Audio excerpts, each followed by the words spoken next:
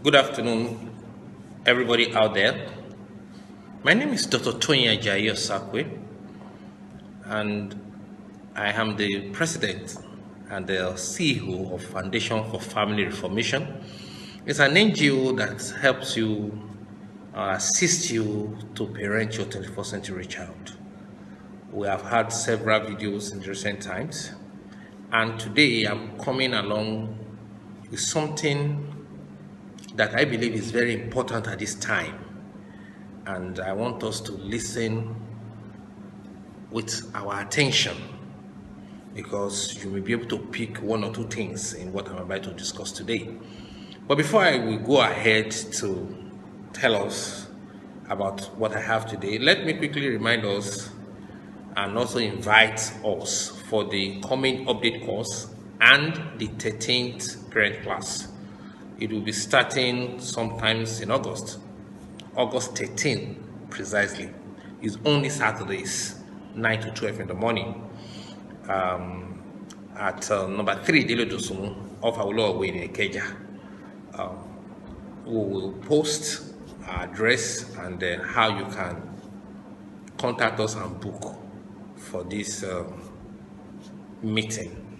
Now, we have very seasoned facilitators who are in charge of various aspects, okay? Because what you are coming to do is like a school. You are coming to learn on how to parent, on how to build a home.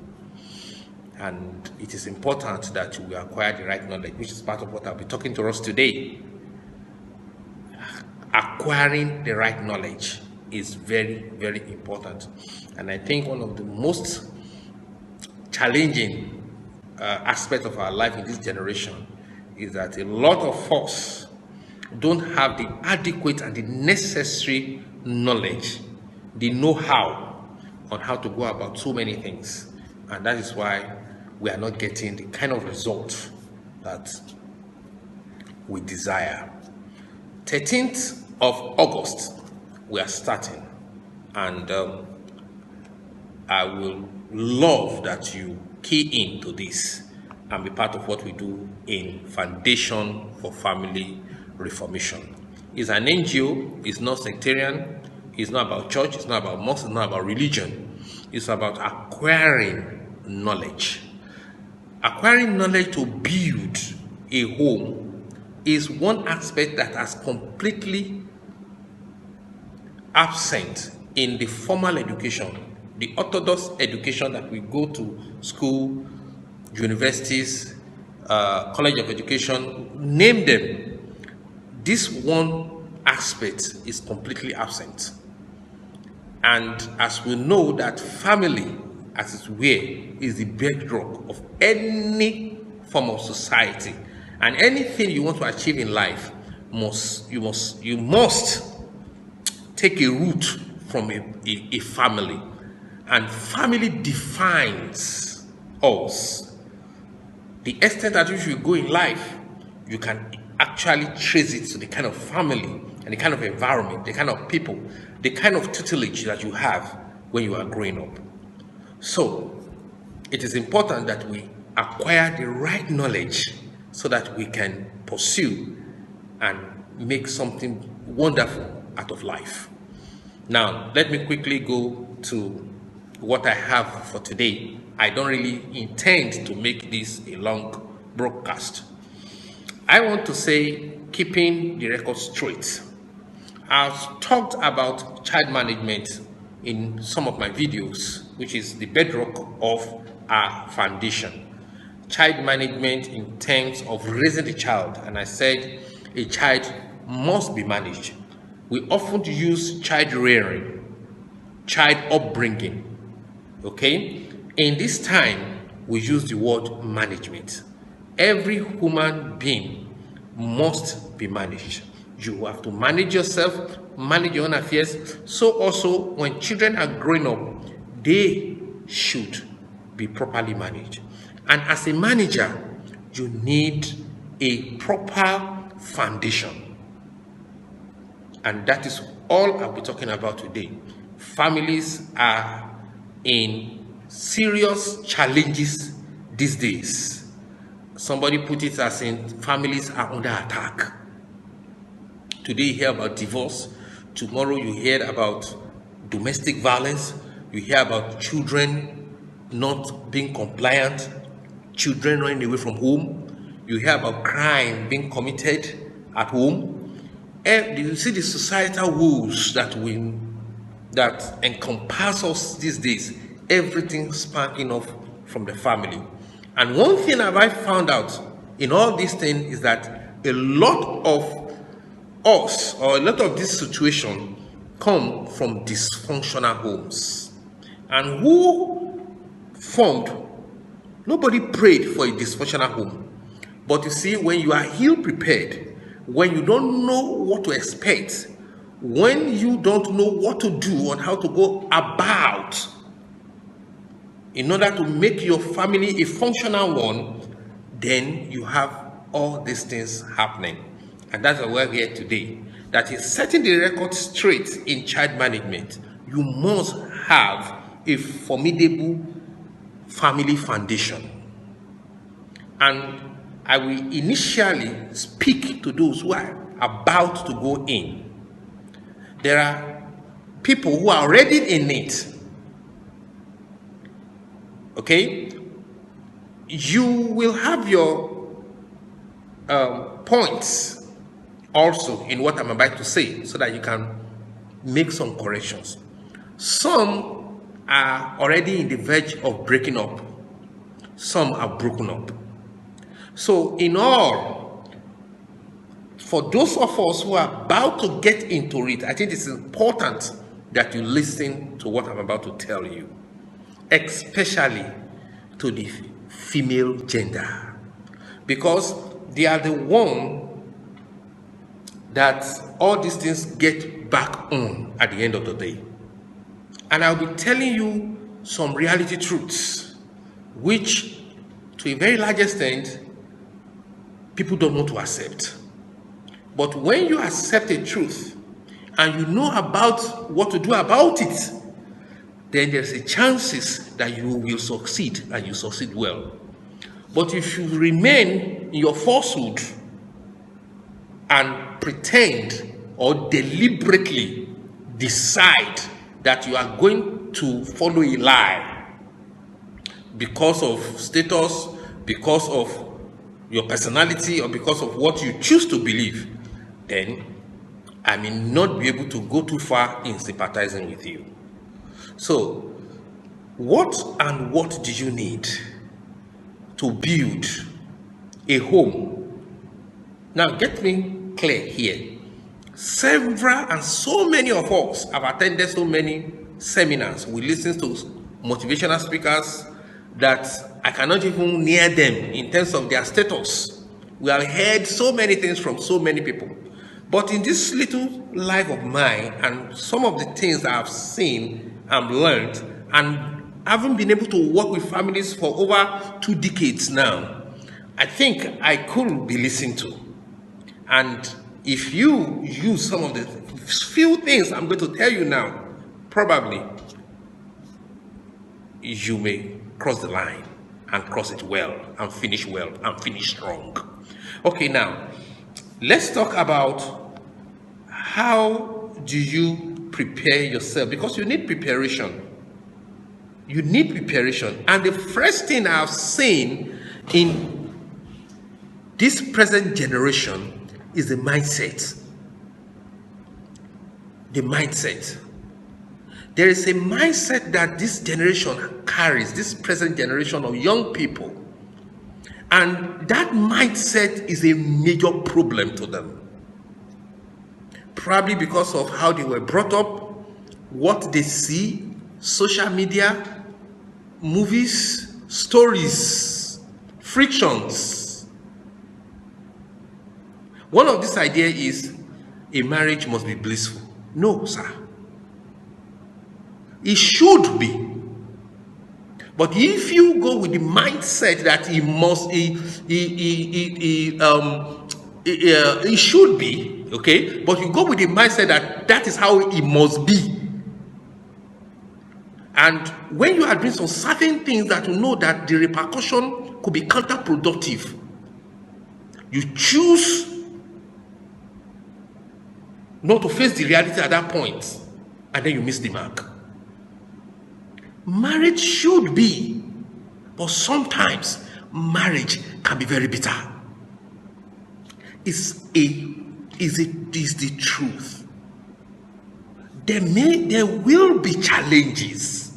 Some of us don't want to hear it.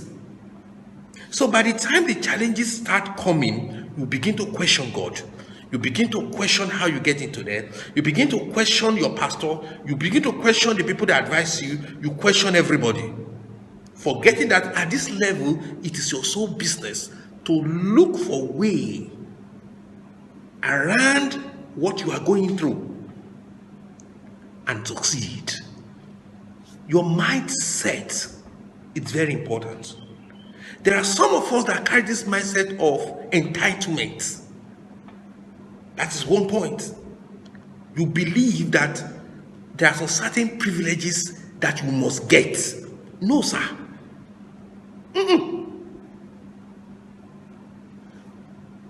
When you have an opportunity, get me well. When you have an opportunity, use it well. Not going with the mindset that I must get the opportunity. It happens in marriage. It happens when people are dating. It happens when people are about to set up a relationship. Entitlement. That is why you see a young lady at 35 still living in her parents' house and yet believes there is nothing wrong. She just, this is my house, I can behave anyhow, I can go out at any time, I can come back at any time. This is the kind of mindset of entitlement. You believe that you can obtain people. You believe you can take other people's things. No. And this kind of mindset has affected so many people in their relationship with their spouses. And this has caused a lot of problems. Mindset.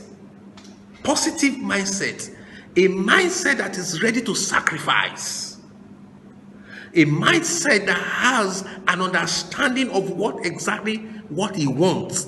There are so many of us out there, we don't even know what we want. We don't know. You said you need a tall man. Now a tall man comes. You said no, he does not have a job yet. Fine, he may not have a job yet, but he's making attempt and struggling. But you decide that, look, as long as he does not have a job, you are not going to start anything at all. That will not, that mindset will not even get you anywhere. So what I'm trying to make you understand here is that when you are getting into this thing called marriage, I will not be talking too much about the relationship as well. I want to talk about how you can survive when raising your children. Okay?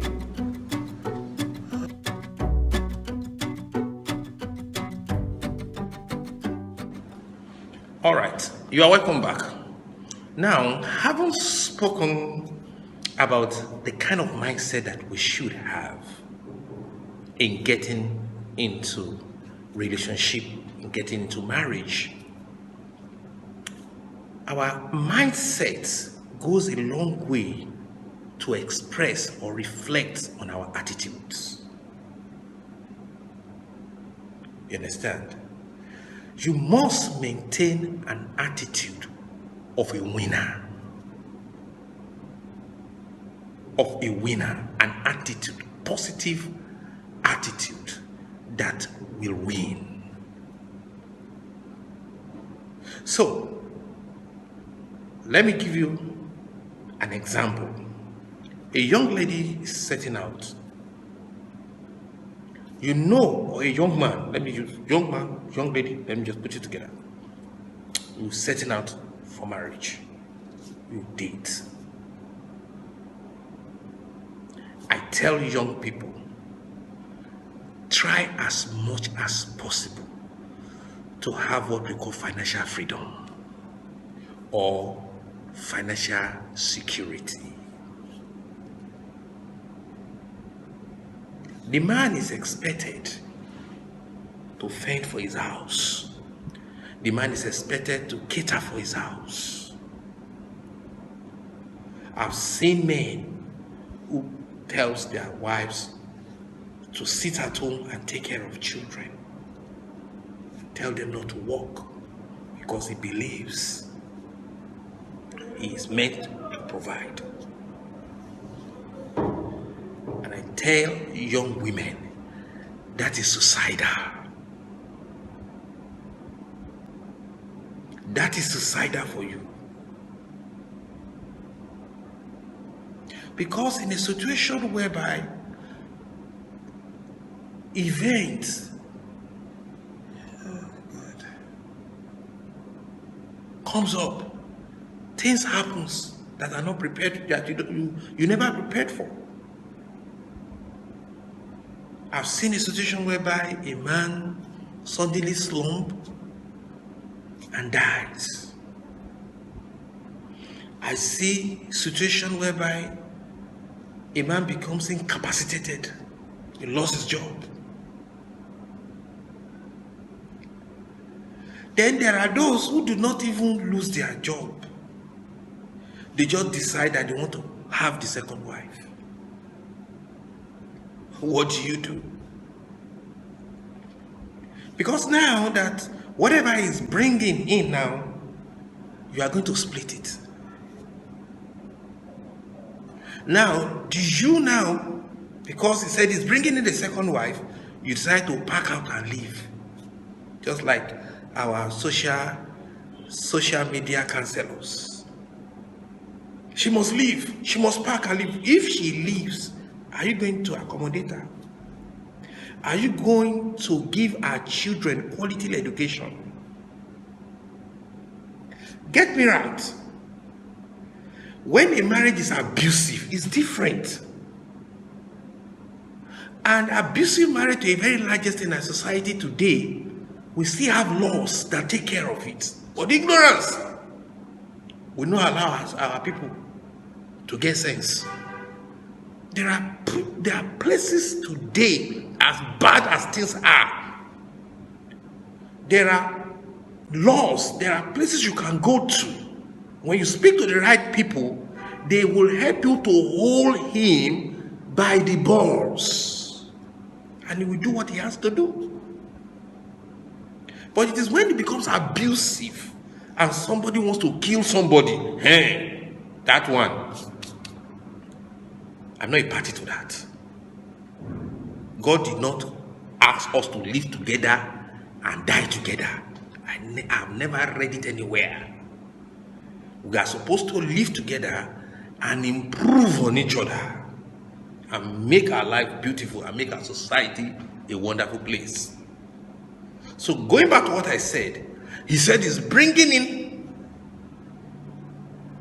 what you need to do as women under such circumstance is hold yourself, hold your children, be strong, and build a financial empire for yourself. Because see, let me tell you something, young women generally. You see those children of yours, those are your retirement benefits. Those are the things, that is the only thing you have. It pains my heart when I see women leave their children to suffer and to wallow. From the beginning, we tell young women, have something your hand can do. No man is prepared anywhere for you to take care of your entire life. But in case of eventuality, the man start to misbehave, you will not be left on an empty shore. So, in a situation whereby is bringing more into his quiver, generally you see the attitude of our society on single parents, especially single parents that are mothers. Sometimes it's very difficult for them to get accommodation. I've intervened in several. Landlords will tell you, no, we don't want such people here. Those of you that are advising her to pack out of a house, not because she was being abused, not because the man is not taking care of his children, not because he's not paying school fees or doing what he needs to do, just because another woman shows up, you now ask her to leave. How do you want her to survive in a society that stigmatizes single mothers, single parenting? You see where we find ourselves? These are the kind of truth I said I'm facing you that you understand. Have something in your hand. Don't be idle as a young woman. You sit down, you are waiting for men, or you belong to those who goes out there to sell their body. You are only postponing your day of weeping and of mourning. Life is very easy for a man. They wake up in the morning, they dash off. They can sleep anywhere. They can be anywhere at any time. It's not that easy for a woman who thinks of her children, who will think for what they will eat, what they wear. Women can go to any extent to feed their children. That's why some are so pressured that they even offer their body for strange men in order to bring food to their children. This is sad. So let's begin to educate our young women that part of your requirement, main requirements in dashing off with any man, is that you must have something in your hand. Because you never know where and when the alarm will blow. I will stop here. I want to hear your comments, and I want to see your reasoning about what I've just said in terms of building a formidable foundation for a family that will thrive well. And to quickly remind you again that August 13 will be starting on the update course and the 13th parent class. I want to see you there. Please subscribe to us, to our channels. My name is Dr. Tony Ajayo Sakwe, and I will see you in my next video. Thank you for your attention.